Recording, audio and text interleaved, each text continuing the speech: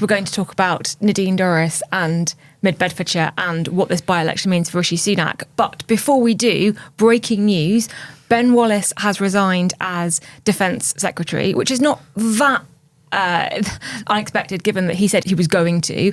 And we have a new Defence Secretary in the form of Grant Shapps, who has had quite a number of jobs this year, hasn't he, Freddie? This is his fifth, This is his fifth cabinet position this year in the last 12 months, although he was Home Secretary just for 6 days during the Liz Truss era. What do we think? Expected? Unexpected? I don't think he was on the list of candidates about a week ago or 2 weeks ago, so I think it is unexpected in that regard. But it's worth noting Grant Shapps is a big Sunak loyalist. He supported him in the leadership election. So I think what Rishi Sunak is doing here, because Ben Wallace wanted to go, he's brought in one of his allies who doesn't have the same clout around Whitehall that Ben Wallace did to request defence funding increases, for instance. So you're basically seeing Sunak consolidate his cabinet. I think the other thing worth noting is that Grant Shapps is actually quite a good communicator, and from a low bar amongst the cabinet, but he is generally quite good at interviews, good at speaking to the media. Defence Secretary isn't that prominent in the domestic political scene. It's not like he's going to be out every single day talking about the NHS or talking about climate change. He was the Energy and Net Zero Secretary in the new department that Rishi Sunak set up. So he's going to be travelling the world, mostly focusing on Ukraine, as Wallace did, rather than being a prominent advocate for the government on the morning news round and within the media. The other thing worth noting is that we've gone from someone with the stature of Ben Wallace, who, let's remember, was mooted as a candidate for NATO General Secretary. That just speaks to the fact that he was, whatever you think of him, respected around the world, in part because of his support for Ukraine, to someone with Grant Shapps' stature, which is lesser, you could say. That's very diplomatic of you. I'm trying my best. So that's interesting as well. And I mean, I think one thing to note, and it's slightly less Westminster focused, but it'll be interesting to see how our allies around the world, America, Ukraine, the EU, welcome Grant Shapps, because Ben Wallace has been such a core part of British foreign policy for the past 2-3 years. Yeah, I think that is interesting in that you've laid out the political case very well. Rishi Sunak wanted an ally there, somebody he could trust, and that is what Grant Shapps fulfills. But I have seen a number of comments, and my phone has been sort of blowing up with fury from the defence community that we now have a defence secretary at a time when Britain is, okay, we're not at war, but when defence and security is more of a key issue than it's been for a generation. You have a defence secretary who doesn't really have any defence experience, doesn't seem to care that much about defence, and has sort of worked his way around various government departments without showing any sort of expertise in that area. I guess the question, Zoe, is that who else could he have chosen, and what does this really mean for the wider, more extensive reshuffle, reset that we were promised that Sunak would be undertaking this autumn? So I think other candidates that were sort of suggested, people were talking a lot about Liam Fox last night, and obviously Liam Fox had previously been Defence Secretary, so had that knowledge behind him and those expertise, although obviously the way he went out from the role wasn't particularly in a blaze of glory. I think other candidates that people maybe thought about, someone like Penny Mordaunt, she's got the defence briefing behind her. She's seen as quite a strong figure there. But we've seen Sunak repeatedly try and put some distance between himself and Penny. He gave a Leader of the House, which some people thought was maybe a bit of a snub because it's actually quite sort of low level in the government position. And obviously one of the reasons that is because people think she tends to be quite a good candidate for Tory leader. So there he might want to put some distance. In terms of what it means for Sunak and a kind of wider reshuffle, I think the fact that Sunak's rewarding loyalty rather than expertise is quite important. Obviously, we're looking to an election next year. Sunak needs his best people behind him in terms of their support for him. I think there's also probably a sense that these people won't be in the role for that long because probably we're going to see a change of government. So what he really needs is to keep people behind him he can trust. And it's interesting to look at who replaced Grant Shapps as well. So obviously we've got Claire Coutinho now, who was Children's Minister. Tell us about her. Yeah, so Claire's an interesting one. So she's part of the One Nation Tory caucus, and she's seen as a bit of a rising star. Again, Sunak loyalist. Yeah. And she's seen as quite impressive, I think, quite up and coming. She's quite new. I think she's 2019. She's the first of the 2019 intake to get a cabinet position. Yeah. and she was a SPAD before that in the Treasury when Sunak was Chief Economic Secretary to the Treasury. Yeah, so she's very much, again, a Sunak loyalist. What I think is interesting that Claire Coutinho, Children's Minister, has now been moved to Net Zero and Environment, which is an interesting brief because obviously she's gone from being Minister for Children to overseeing a policy area that's overwhelmingly of the interest and impacting young people. And we've seen Sunak U-turn a little bit on that. So it'll be interesting to see, I think, how she approaches that, having previously advocated for the interests of children and young people, how she's going to balance that as Sunak and the Tories sort of backpedal a little bit on their net zero and green policies. So I think she's an interesting choice for the role, and it will be interesting to see more of her because this will be a very public facing role as we go on. We know net zero and green policies are going to be at the forefront of the next election. It's going to almost be a bit of a culture war. So it'll be interesting to see how she responds to that because it'd be a tough gig, I think. It's also another woman in Sunak's cabinet, and he has faced criticism for the lack of gender diversity there, and the last reshuffle, or when Alex Chalk became Justice Secretary, there was kind of another man in it, and obviously that's not the key consideration, but I think he will be thinking about optics to a certain extent. It's interesting you mentioned Penny Mordaunt because she was writing an article last week about net zero and energy security, and there was a moment there when I thought, maybe she could get the gig, but I think you're absolutely right. He's trying to not give her a platform, give her a sword and keep her away from a sword and a hat. Yeah, give her a sword and a hat, and she'll be fine. Yeah, the MPs do enjoy her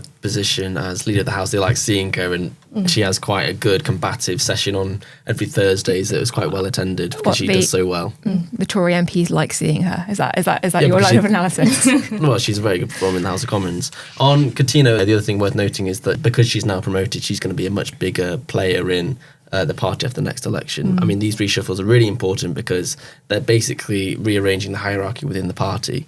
And now she's got more clout, she'll have more experience. As you say, Rachel, she'll be the first person from the 2019 intake who reaches cabinet. And that means she's going to have more say in where the party goes after the next election. And she is, as I said before, a one nation Tory, a moderate. So it's increasing the number of moderates there as people are worried the party's shifting to the right. She's a Brexiteer as well, it's worth noting.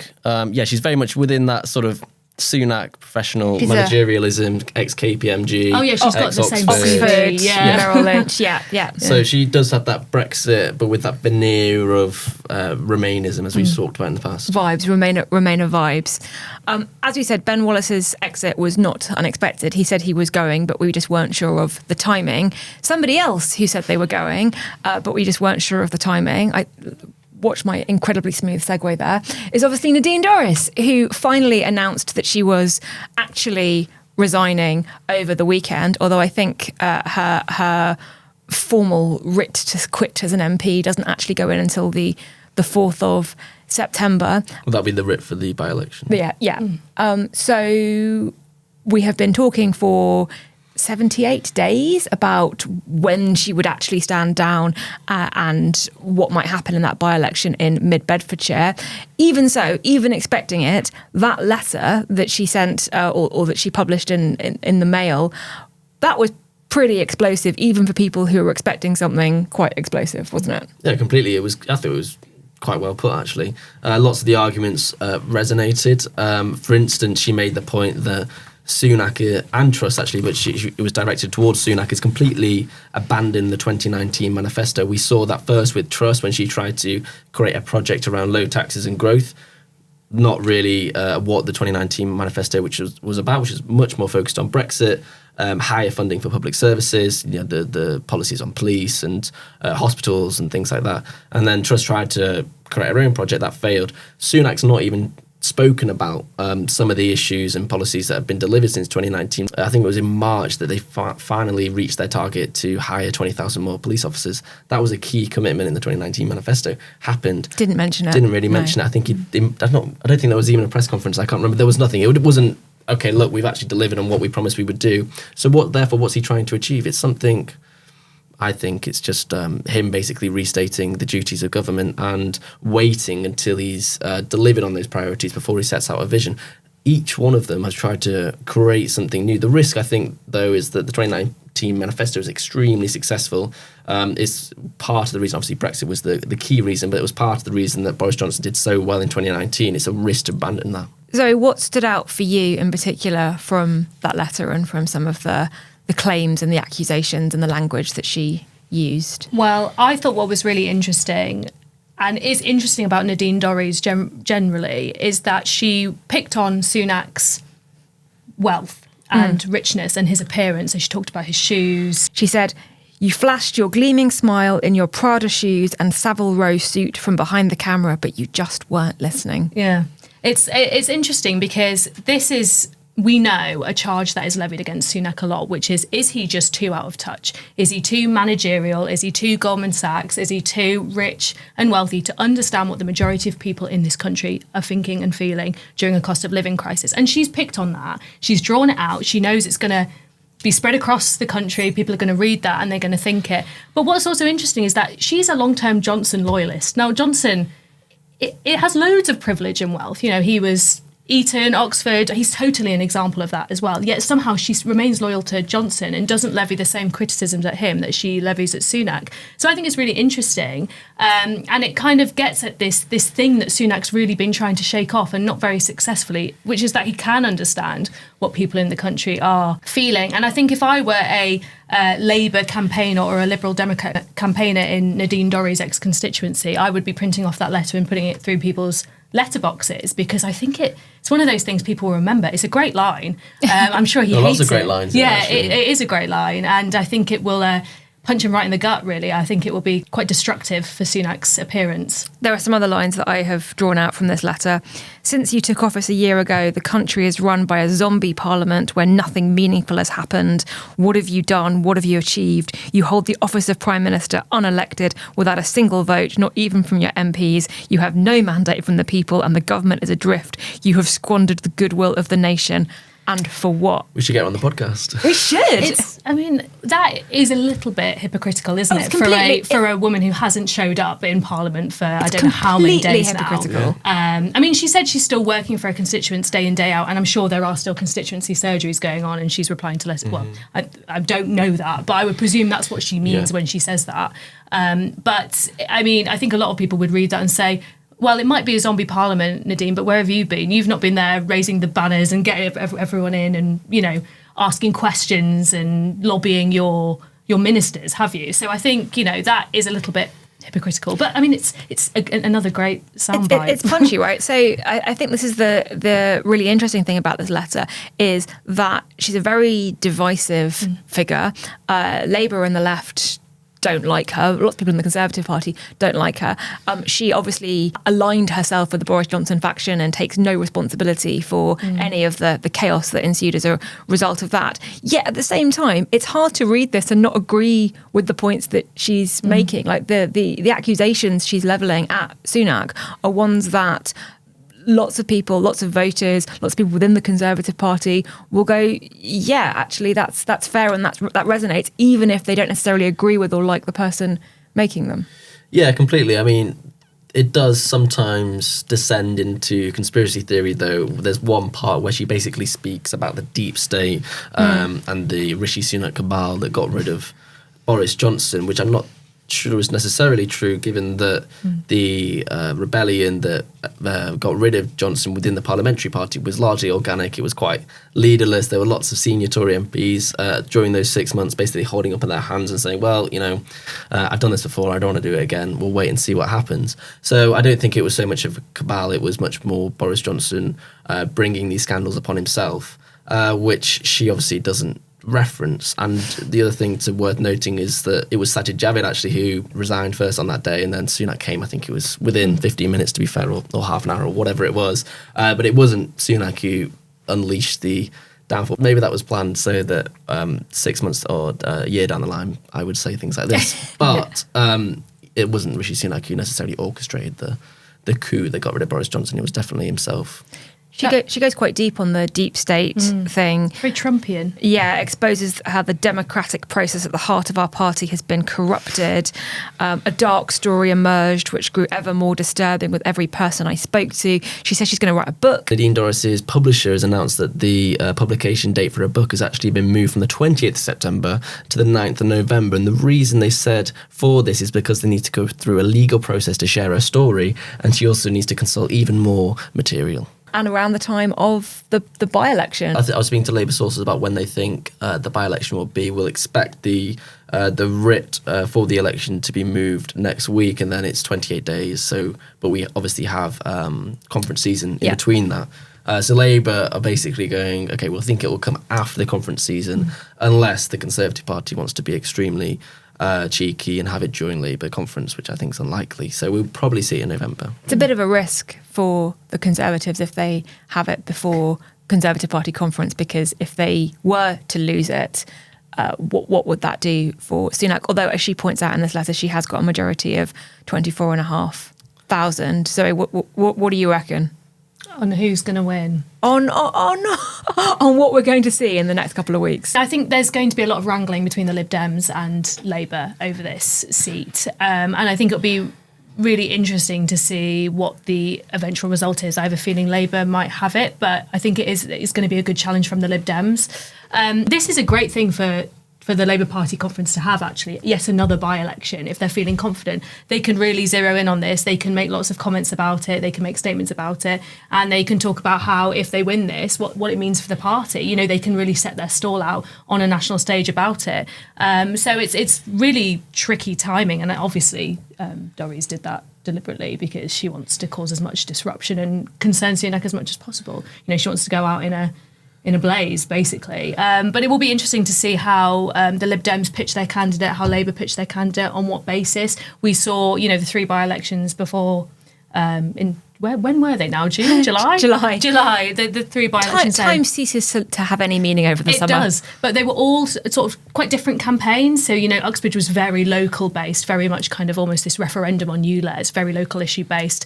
The Lib Dems, again, campaigned in Somerton and Frome, on a very kind of local basis as well. And then we saw Keir Matter's victory in Selby as one that was very much kind of based on being a sort of refresh of a party and taking back the red wall and speaking for that kind of constituency as well. So it'll be interesting to see how the Lib Dems and Labour focus their campaigns here and what it says about the Conservatives, and whether it says anything about Nadine Dorries as well, whether they'll focus in on that or try and draw a line under it and present their vision as separate parties. Yeah, Somerton and Frome and Selby and Ainsley were Conservative majorities of 19 and 20,000, which got overturned by the Lib Dems in one seat and Labour in the other. This obviously is 25,000, so it's high, but in both of those seats it was Labour in Selby and it was the Lib Dems in Somerton, and sort of the other parties kind of backed out a bit.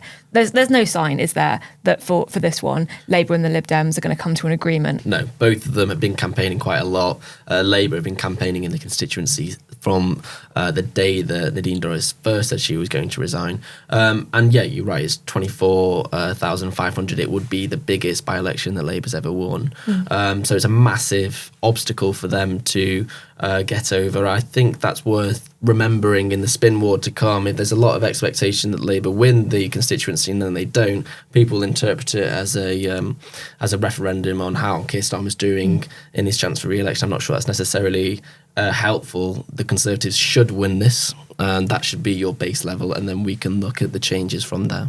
And obviously if you have both Labour and the Lib Dems campaigning, there's the opportunity for the Conservative candidate to kind of come through the middle and take it on. But it's still going to be a headache for Sunak, right? Definitely. But the other thing to note is that he's got one of his biggest critics out of Parliament. So that's why he started goaded. But her book, Freddie. Yeah, her book will be awful. But she'll have a lesser platform to promote a book now she's outside of Parliament than she would have anyway. I mean, I think she's still doing a Talk TV show every Friday. Yeah, she's not going quietly. Not that I'm pretending not to watch it every week, but no, yeah, she'll still have a platform. But yeah, he doesn't want her within the party. But of course, the by-election is very annoying.